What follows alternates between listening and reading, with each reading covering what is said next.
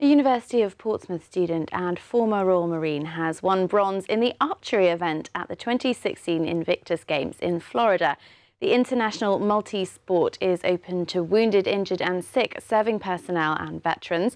And with us now we have Jon Flint and his canine partner Jester to tell us more about his experience. First of all, Jon, congratulations and thank you very much for coming in.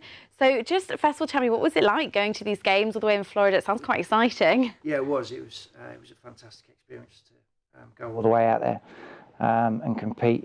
I competed in swimming as well, which was sort of a minor sport for me, and I didn't come last, so that was a win for me, and, as well as the archery, and it was an amazing experience.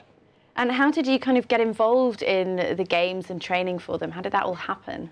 I started with archery through Help for Heroes on something called Frontline Start Line, coming up on 3 years ago, and they had lots of different Paralympic type sports for people to get involved with, and I discovered archery and fell in love with it, and then I competed in the 2014 games and carried on training and worked a lot harder, and was fortunate enough to get selected for this year's games and came out with a bronze medal in the team event.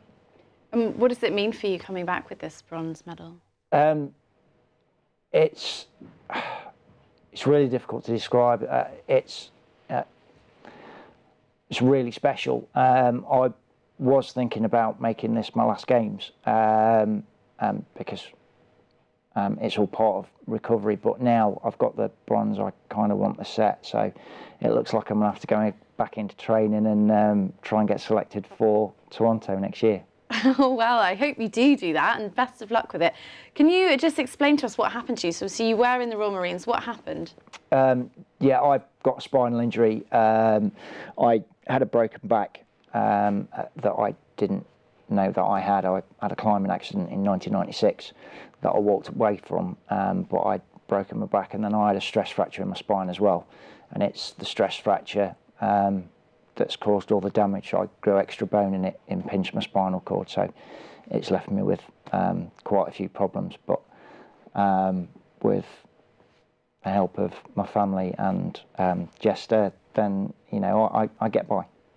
I was going to say, yes, a really inspiring kind of story and recovery, and you've brought Jester with us. She looks like she's having, looks like he's having a very relaxing time here.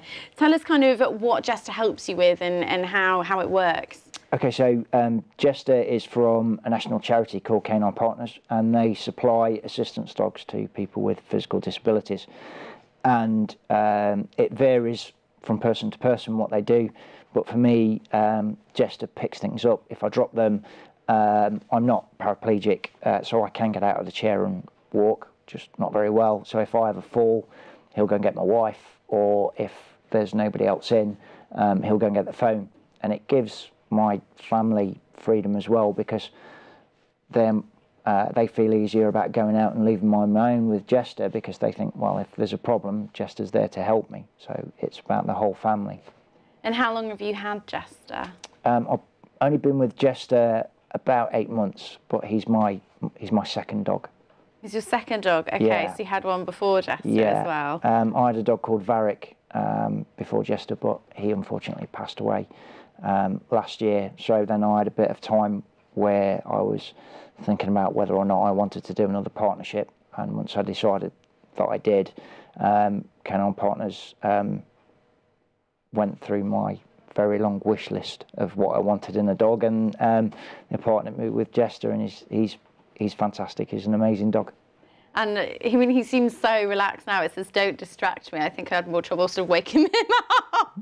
He's very chilled out. When he's got his jacket off and he's outside, then he can be a bit of a loon, and he quite often wants to play. But yeah, when it's time to settle down, he'll settle down. Oh.